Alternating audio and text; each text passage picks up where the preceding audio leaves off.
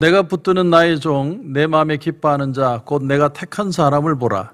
내가 나의 영을 그에게 주었은즉 그가 이방의 정의를 베풀리라. 그는 외치지 아니하며 목소리를 높이지 아니하며 그 소리를 거리에 들리게 하지 아니하며 상한 갈대를 꺾지 아니하며 꺼져가는 등불을 끄지 아니하고 진실로 정의를 시행할 것이며 그는 쇠하지 아니하며 낙담하지 아니하고 세상에 정의를 세우기에 이르리니 섬들이 그 교훈을 앙망하리라. 하늘을 창조하여 펴시고 땅과 그 소산을 내시며 땅 위의 백성에게 호흡을 주시며 땅에 행하는 자에게 영을 주시는 하나님 여호와께서 이같이 말씀하시되 나 여호와가 의로 너를 불렀은즉 내가 내 손을 잡아 너를 보호하며 너를 세워 백성의 언약과 이방의 빛이 되게 하리니 내가 눈먼 자들의 눈을 밝히며 갇힌 자를 감옥에서 이끌어내며 흑암에 앉은 자를 감방에서 나오게 하리라. 나는 여호와이니 이는 내 이름이라. 나는 내 영광을 다른 자에게 내 찬송을 우상에게 주지 아니하리라. 보라, 전에 예언한 일이 이미 이루어졌느니라. 이제 내가 새 일을 알리노라. 그 일이 시작되기 전에라도 너희에게 이르노라. 아멘. 오늘 본문은 바벨론 포로로 가 있던 그 포로된 유대인들에게 전해지는 희망의 메시지입니다. 포로된 자들의 생활이라는 건 전부 다 구속이죠. 자유가 없는 겁니다. 특별히 그들이 고통스러웠던 건 뭐냐면 그들이 하나님 앞에 예루살렘 성전에서 예배를 드릴 수 없다는 거예요. 그들이 그렇게 자랑하던 주일만 되면 우리는 하나님 앞에 나와서 교회에서 예배 드린다 그렇게 자랑하던 그 예배를 드릴 수 없게 된 겁니다. 심지어 하나님을 떠나 바벨론의 마르둑 신을 섬기는 변절자들까지 나오게 되었습니다. 왜 마르둑 신을 섬기는 사람들이 나왔느냐? 그 당시의 싸움은요, 사람 대 사람의 싸움일 뿐만 아니라 신 대 신의 싸움이라고 생각을 했습니다. 그래서 한 나라가 다른 나라에 지면 그 나라의 신도 진다고 생각한 거죠. 그러니까 당연하게 마르둑이라는 신을 섬기는 변절자까지 나온 겁니다. 그런데 오늘 말씀의 구절을 보십시오. 보라, 전에 예언한 일이 이미 이루어졌느니라. 이제 내가 새 일을 알리노라. 하나님은 어떤 분이냐? 하나님은 약속을 하시고요, 그 약속을 반드시 신실하게 지키시는 분이라는 겁니다. 아무리 이방 땅에 있어도 하나님은 새 일을 이루신다. 이것이 성경이 우리에게 들려주는 하나님의 메시지입니다. 마치 병아리가 그 단단한 알을 깨고 나오는 것처럼 지금까지 복음은 누구의 것이었냐면 유대인들의 것이었습니다. 그런데 이 포로의 땅에서 다시 이 유다라는 껍질을 깨고 나와서 새로운 구원의 시대가 오게 할 것이다. 이게 하나님의 메시지예요. 그런데 그 방법이 어떤 방법을 통해서냐? 오늘 1절을 보시면 내가 붙드는 나의 종, 내 마음에 기뻐하는 자, 곧 내가 택한 사람을 보라. 내가 나의 영을 그에게 주었은즉 그가 이방의 정의를 베풀리라. 여기 정의라는 건 많은 주석가들은 오실 메시아를 표현하고 있다, 그렇게 얘기합니다. 그런데 간혹 가다가 어떤 주석가들은 이것은 바사왕 고레스, 그 유대인들을 해방시킬 고레스를 가리키는 것이다, 이렇게도 표현을 합니다. 그러나 이 속에는 더 포괄적인 의미가 있습니다. 더 광범위한 내용은 뭐냐면 시대마다 하나님은 하나님의 사람들을 부르시고 하나님의 일을 해나가신다는 거예요. 성도 여러분, 지금 이 코로나 사태를 우리가 영적으로 어떤 눈을 가지고 바라봐야 될까요? 오늘 말씀이 말하는 성경적인 시각은 바로 이겁니다.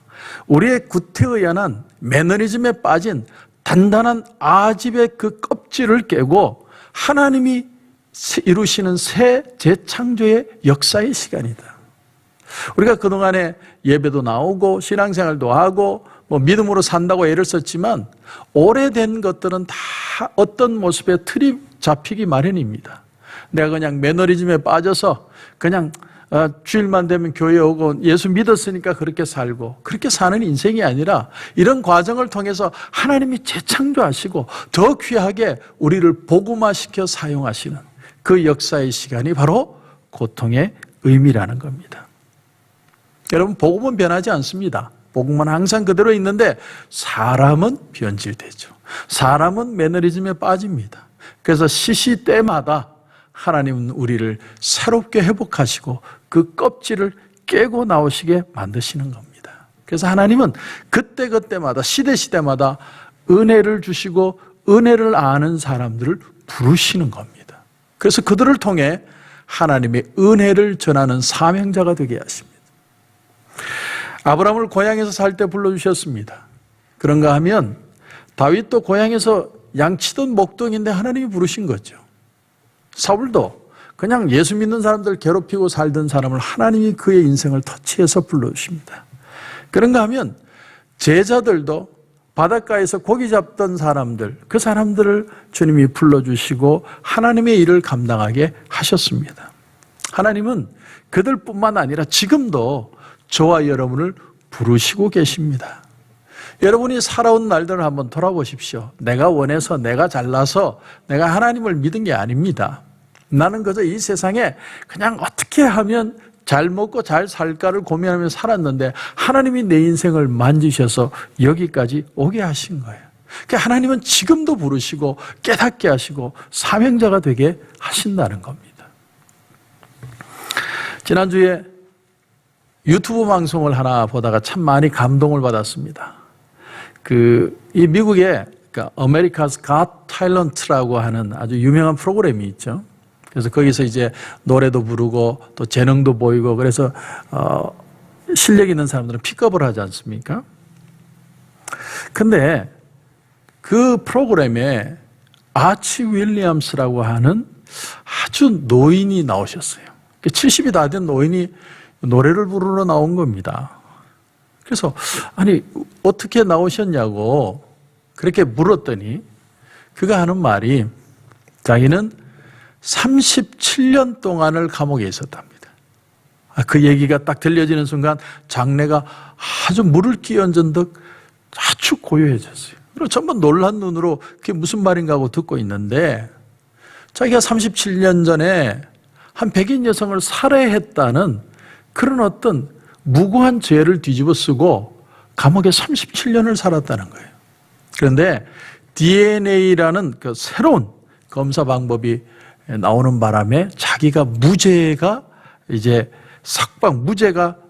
밝혀져서 석방되게 되었다. 그리고는 자기가 이렇게 노래 프로그램에 출연을 했다는 겁니다. 진행자가 질문을 했어요. How did you get through? 그동안 어떻게 지내오셨냐고. 그랬더니 참 그 말이 저는 마음에 많이 감동이 되었습니다. 사람들이 내 몸은 감옥에 가둘 수 있을지 모르지만 내 마음은 감옥에 갇히지 않으려고 발버둥 쳤다. 나는 기도와 노래로 이 어려움들을 이겨냈다. 이렇게 표현을 했습니다. 지금도 자유를 얻었다는 게 실감이 안 난답니다. 그래서 I'm still trying to digest the freedom. 자유를 소화하려고 애를 쓰고 있다. 이렇게 표현을 했습니다. 여러분 노래를 부르는데요. 그 노래 한 곡에 자신의 인생 37년을 다 담아들어요. 혼신의 힘으로 노래를 부르는 거예요. 참 그 노래를 들으면서 굉장히 감동을 받았는데 여러분 이것이 자유의 가치라는 거예요. 자유의 가치. 하나님이 왜 우리를 구별해서 불러내셨느냐. 이걸 알아야 우리가 절망하지 않습니다. 세상을 살아야 될 이유를 알게 되는 거예요. 그 이유를 오늘 6절 이하에 표현을 합니다. 나 여호와가 의로 너를 불렀은즉 내가 내 손을 잡아 너를 보호하며 너를 세워 백성의 언약과 이방의 빛이 되게 하리니 내가 눈먼 자들의 눈을 밝히며 갇힌 자를 감옥에서 이끌어내며 흑암에 앉은 자를 감방에서 나오게 하리라. 이 세상 사람들은요 다 감방에 갇혀 있는 장님들 같은 사람들이라는 거예요. 근데 더 놀라운 사실이 뭐냐면 그들은 태어나서 지금까지 장님으로 살지만 장님인 줄 모르고 사는 거예요. 왜? 세상 사람들이 다 그렇게 사니까. 어둠 속에 사니까 그것이 옳은 것인 줄 알고 산다는 겁니다. 여러분 아브라함을 하나님이 왜 갈대아 우르 그 당시에 가장 발달한 도시에서 가장 낙후된 가나안 땅으로 하나님이 불러내셨습니까? 부자 되라고요? 천만에요. 하나님이 그를 부르신 이유는 그 한 사람을 통해서 하나님이 빛이라는 사실을 가나안 땅에 보여주기 위해서요. 하나님이 가나안 땅이 한 사람을 통해 축복의 땅이 되도록 그를 불러주신 겁니다. 여러분, 저와 여러분의 비밀이 바로 이겁니다. 왜 내가 죽지 않고 코로나 바이러스 사태로 내가 어려움을 당하지 않고 다시 하나님이 회복하시느냐? 하나님이 빛이시라는 이 미션을 전하는 자로 축복의 통로로 저와 여러분을 불러주시기 때문입니다. 1968년 4월 4일 한 백인의 총격으로 39세라는 젊은 나이로 마틴 루터 킹 목사님이 돌아가셨죠. 그때 그 백발이 만연한 그의 아버지가 장례식을 치렀습니다. 그 설교를 했죠. 아버지 목사님이. 그 장례식 순서에서 마틴 루터 킹의 그 평소에 생전의 연설 음성이 잠깐 흘러나왔습니다. 그 내용이 뭐냐면, 여러분 중에 누가 내가 죽는 날 그 자리에 있게 되거든 너무 길게 얘기하지 마십시오. 그는 노벨 평화상을 비롯해서 많은 상을 받았고 너무나 많은 일을 한 사람이라고 그렇게 말하지 마십시오. 그저 오직 침묵 속에서 정의를 외쳤다고만, 배고픈 자에게 먹을 걸 주고 헐벗은 자에게 옷을 입히는 성령의 사람이었다고만 말해 주십시오. 내가 하나님께 감동해서 하나님의 감동하심으로 일을 감당하다 이 땅을 떠난다고 그렇게 말해달랬다는 겁니다.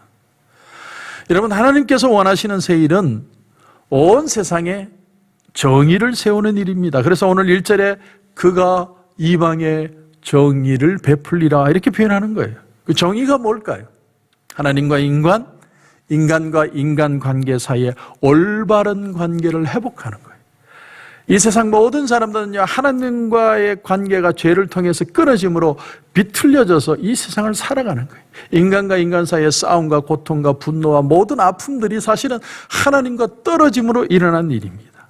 그러므로 그 정의가 회복돼야 돼요. 하나님의 은혜 안에서 치유되고 다시 새로워져야 돼요. 그게 바로 소망입니다. 그 일을 위해서 우리를 불러주셨다는 겁니다. 메시아이신 예수 그리스도가 오셔서 먼저 눈멀고 하나님을 모르는 자에게 구원의 감격의 소식을 전하고 그 사실을 믿는 자마다 하나님의 자녀되는 그런 축복을 주시고, 또한 우리를 통해서 성령을 통해 감동을 주시고 이 사역을 계속 감당해 나가게 하시는 겁니다. 그래서 하나님은 오늘도 우리 한 사람 한 사람을 찾고 계시는 거예요. 말씀을 듣다가 기도를 드리다가 하나님의 강한 그런 터치하심을 경험케 하십니다. 이 사회와 이 시대의 사람들의 아픔을 알게 하세요. 그들이 어둠 속에 있다는 걸 보게 하시고 그들에게 복음이 필요하다는 걸 깨닫게 하시고 그들에게 복음의 통로가 되어야 된다는 것을 우리를 통해 감당하게 하시는 겁니다. 그래서 우리는 모두가 다 복의 근원이 된 사람들입니다. 결코 코로나 바이러스로 망하지 않을 존재인 거예요. 그건 나를 잘 살게 하시기 위해서가 아니라 나를 통해 하나님의 복된 그 빛과 복음의 역사가 우리를 통해 전달되게 하시기 위해서 오늘도 우리를 살려내시고 회복하시는 겁니다. 그러므로 하나님의 복음의 메시지는 오늘도 들려오고 있습니다. 두려워하지 말아라. 내가 너희를 통해 정의를 이 땅에 베풀리라. 아직 이 세상에는 소망이 있습니다. 왜냐하면 하나님의 은혜가 있기 때문에 그 은혜로 다시 사명자로 비전의 회복으로 다시 한번 새로워지는 역사가 저와 여러분 가운데 넘치시길 주님의 이름으로 축원합니다. 기도드리겠습니다. 하나님 은혜를 감사합니다. 이방 땅에 잡혀가 있는 유대인들에게는 희망이라는 건 없었습니다. 절망과 아픔과 고통밖에 없는데 다시 하나님의 복음의 메시지, 위로의 메시지, 새로운 희망의 메시지가 들려왔습니다. 내가 이 땅에 정의를 다시 베풀 것이다. 메시아를 통해서 또 하나님의 사람들을 통해서 오늘도 그 일을 감당하게 하시는 줄 믿습니다. 오늘 우리의 마음에 이 사명을 다시 한번 회복하는 역사들 일어나게 하여 주옵소서. 코로나 바이러스의 사태로 단단한 껍질과 같은 우리의 마음속에 아집이나 우리의 매너리즘들을 다 깨어내고 다시 한번 주님의 은혜로 재창조되는 놀라운 역사들 우리 가운데 일어나게 하여 주시옵소서. 오늘도 주님 기도하는 가운데 큰 은혜 주실 줄 믿고 예수님의 이름으로 기도드립니다. 아멘.